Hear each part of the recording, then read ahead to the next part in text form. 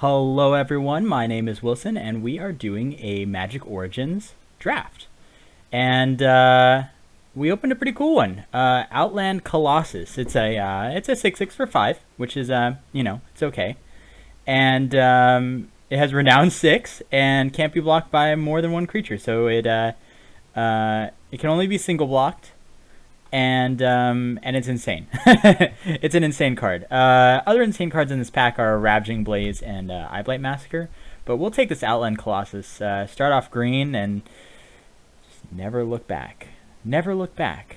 Well, maybe a little bit of looking back because there's a Fiery Impulse in this pack, and Fiery Impulse is pretty great. Claustrophobia is also pretty good, but as far as efficiency, with a removal spell, 1 mana definitely beats 3, and 1 red versus 2 blue is definitely the winner there. Only 1 green card in the pack, which is a Titanic Growth. An uncommon missing, maybe a Sentinel. I'm not really sure, but we'll see what we get here. All right, so going 5-drop, 1-drop, 5-drop. And taking Conclave Naturalist. Reef Soul is also pretty good, and I wouldn't mind ditching something like Fiery Impulse or even Outland Colossus to get the Reef Soul, and possibly the red-black. I mean, going 2 5-drops is pretty interesting, although this late of a Reef Soul is a sign that black may be open. So let's take Reef Soul and just kind of see where that takes us. See where we're going with that. All right, here, the best cards in here are Amber Tactician, Scab Goliath, Fiery Conclusion. So I think we'll take the Fiery Conclusion. We're still, red seems like the best possible scenario, and then black and green are certainly up there. But we'll take the Fiery Conclusion for now. Now here we see a Lightning Javelin and an Avenger of Zendikar, along with a Shambling Ghoul. Lightning Javelin is definitely very good, and Avenger is very, very good with red-green. Possibly picking up things like Rogue's Passages and really just getting in for heaps of damage. And between the two, between Lightning Javelin and Zendikar Incarnate, I think I want the Zendikar Incarnate. It's just a little bit more fun. I think the correct pick is picking Lightning Javelin, but I'm going to take the Zendikar Incarnate and see where that goes. And where it's going is currently nowhere in this pack. There's a Chandra's Fury. Charging Griffin is good. That's about it. And this is Pilgrimage, making Zendikar Incarnate very good. I'll take a Chandra's Fury. I'm going to put it in the board for right now. It's not a great card, but we'll definitely look at it. I'm going to take this Call of the Full Moon. So here's what I've been thinking about Call of the Full Moon. Is it gives enchant creature gets +3/+2 and it has Trample. And then if 2 or more spells are cast by a player, not by the combination of the 2 players, but just by a player, you have to sacrifice Call of the Full Moon. Why aren't people looking at this as Lightning Strike? Just colorless red, deal 3 damage. And then also get Trample, and the Trample is actually, really important with things like Zendikar Incarnate. Like if this is a 7/4, we have 7 lands in play for some reason, and we play Zendikar Incarnate, it becomes a 10/4 with Trample, which is very good. This would also have Trample. Like renowned things with Trample are very good. And if it falls off, it did its job. It did its 3 damage. I think that this is a very underrated card, and it's just not that downside of having to sacrifice it is looking like a huge downside. There's also the chances of you put it on your creature and then they kill it in response, which is a thing. But if that doesn't happen, the average case scenario is that you would deal 3 extra damage, which is a lot like a Lightning Strike. Now Lightning Strike, granted, you can shoot it at a creature, but think of it as maybe 3 damage to the face. I don't know. I think it's a good card. All right, and here we have Meteorite, Bond Construct, Dragon Fodder. I'm going to take this Dragon Fodder. We do have a Fiery Conclusion, which makes the Dragon Fodder very good.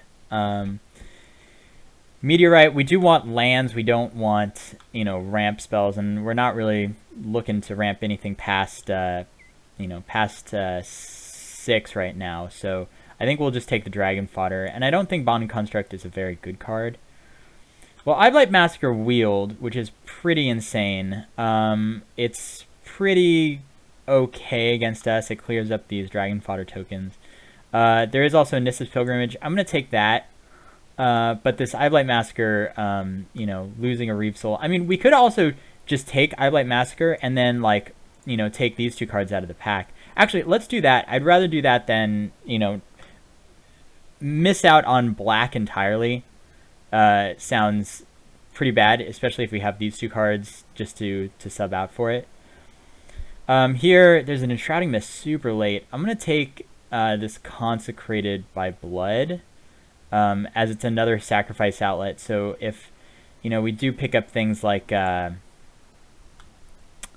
of Treason or Enthralling Victor, Consecrated by Blood is very good. Along with Fiery Conclusion. I'm going to take up this Pricklebore here. It's okay. And this Negate or Yoke Docks. Let's take this Negate. And Ramble On, Dreadwaters, and a Mountain. Alright. So, we're having a little bit of an identity crisis. We're definitely in red. But our second color is still kind of up in the air. Consecrated by Blood is pretty good with things like, Dragon Fodder and Pricklebore, and even Volcanic Rambler. So I don't know. We may be black. And seeing this pack, I see a Blazing Hellhound, which I think is going to be nail in the coffin for green. We just didn't see any green that first pack.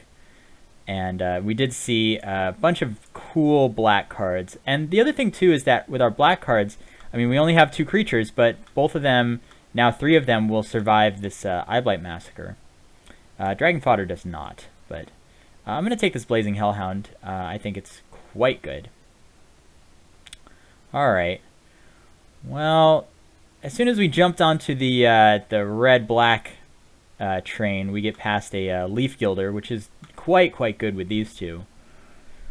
And then we also have things like Nantuko Husk and Eyeblight Assassin. Also, Dwynen's Elite is also worth mentioning in green, but we're not even doing the elf thing in green. That's more like a green-black strategy. But we're going to take this Nantuko Husk. So now we have 3-4 ways of sacrificing things that are all very good. So we'll take that. And Nantuko Husk plus Dragon Fodder is quite good.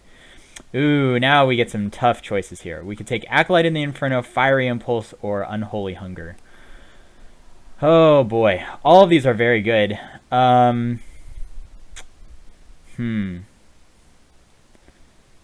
This is a tough one. I don't think it's Unholy Hunger. I think it's between these 2. And, with things like Consecrated by Blood, Eyeblight Massacre is not so good with it. Reeve Soul is very good with it. Call of the Full Moon is very good with Acolyte. I think we'll take Acolyte. Although I could be very wrong, and passing that Fiery Impulse could be pretty bad for us. But we'll do that. Another Pricklebore is fine. There's a Timberpack Wolf to go with our green, but the green ship has sailed. We're no longer green. And black doesn't seem existent in this pack, so we'll take the Pricklebore. Follow that up with a... there's the most foil Sphinx's Tutelage I've ever seen. There's also a Majoring Bully, Pricklebore again, and Rune Servitor. I think I'm going to take the Rune Servitor this time. It's better than the Majoring Bully, I believe.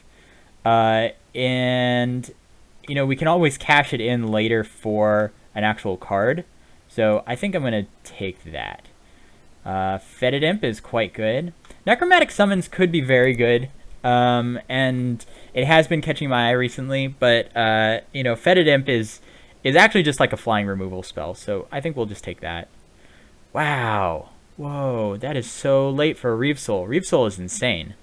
Reeve Soul is like top common in the set. So I don't know why that's still there, but that's a gift. All right, here I think it's just gonna be Cold Forge Sentinel. Animist Awakening is not great, and also not in our colors. Return Centaur and Macabre Waltz, you know, they kind of work together, but at the same time, you know, two bad cards don't make it right. I think we'll take the Gold Forge Sentinel and just move along. Now we'll finally take a Mage Ring Bully. I'm not super thrilled with it, but we'll take it. Another Mage Ring Bully or our first Infectious Bloodlust. I think I'll take a Mage Ring Bully for now. I'm still not thrilled with it. We'll take a Infectious Bloodlust now. The first one is interesting, and between the Infectious Bloodlust and Mage Ring Bully, I'd rather a creature, but you know, having two of them is obviously very good. We'll take this Prism Ring. I don't think it's very good, but you know, you might run across those monocolored decks that Prism Ring is actually very good in those. All right, ooh, Sphinx's Tutelage, Foil Wield. That's pretty nice. We'll take that. Reclaim. We'll take that Reclaim for the board. We'll never play it. It's not in our colors, and it's also just not a good card. So 19 playables, that's pretty good. So in this pack, we're looking for things like Enthralling Victors. We're looking for Active Treasons. We're not looking for Knightly Valor, Whirler Rogue, Topin, Freeblade, Claustrophobia. Wow. That stinks. Well,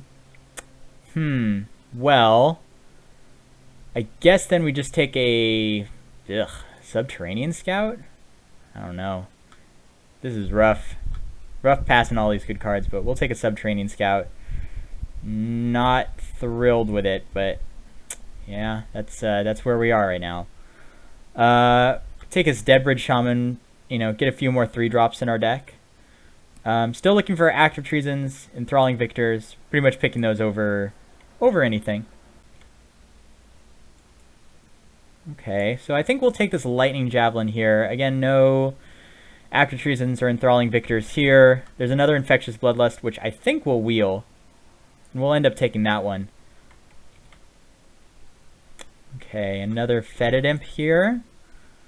Fetid Imp's not bad. I'm not thrilled with it, but it's not bad. I would like to replace one of these Mage Ring Bullies with an Active Treason. Is that too much to ask? Alright, so still not great. We'll take this Subterranean Scout or Titan Strength. Probably Subterranean Scout. That way, what we can do is we can make things like the Mage Ring Bullies unblockable, or even the Nantuko Husk unblockable, and then just sack a bunch of our guys and then get the Nantuko Husk in there for millions, I say, millions. Okay, Read the Bones is a fine card to pick up here. I'm not thrilled with it, but you know, maybe we can still pick up an Active Treason pretty late. I'm looking at things like Call of the Full Moon, maybe a card that's cuttable here, and maybe even the Gold Forge Sentinel. Fire Fiend Elemental is a fine card. We could probably take that. I think it's better than Revenant, especially if we have things like Dragon Fodder. Actually, Revenant plus Nantuko Husk can actually do quite a bit of work, and we do have things like Fiery Conclusion to sack our own creatures. You know what? I'm going to take the Revenant. I don't know if that's the right pick, but we're doing that. Weight of the Underworld. You can take that one. And let's see. Nothing great here. We'll take this Return Centaur. No, we'll take this Dark Dabbling. So let's see. Still have to cut a couple cards. We could cut a Mage Ring Bully. That's for sure. And probably this Eyeblight Massacre. Right now, a lot of our creatures die to the Eyeblight Massacre. And I'd rather they didn't. I'd rather not. I'd rather keep my creatures around. So I think that we can probably cut that. Wow. Both these cards are very good. We'll take the Citadel Castellan. We can kill the Willbreaker. The Castellan will give us some problems, though. And we'll take the rare. Rares are cool. I like rares. This is a good sideboard pickup, is a Smash to Smithereens. Pretty happy with that. So we have like Eyeblight Massacre, Smash to Smithereens for our board, Chandra's Fury, one Infectious Bloodlust, so I don't think the other one came back, as well as a Call of the Full Moon, Gold Forge Sentinel. So we do have some sideboard cards, which are pretty cool. I don't know though. I think the double Reeve Soul is pretty great in this deck. I would have liked to have seen an Active Treason or an Enthralling Victor at some point. Alright, well, land was taken out of here, and that's for good reason too, because all these cards are pretty poopy. Elemental Bonds, I don't know. We could probably build an Elemental Bonds deck at some point, but not here. Prickleboard does come in as a card that can draw off Elemental Bonds. I don't know. It would be good in a red-green deck, for sure.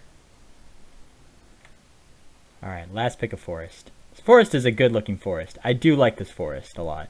Kind of bummed that they're not showcasing this Forest in the new Battle for Zendikar, but, you know, can't have everything. Alright, so here's what we're doing. No big changes to the deck. Added 9 swamps and 8 mountains. We do have a pretty black-heavy deck.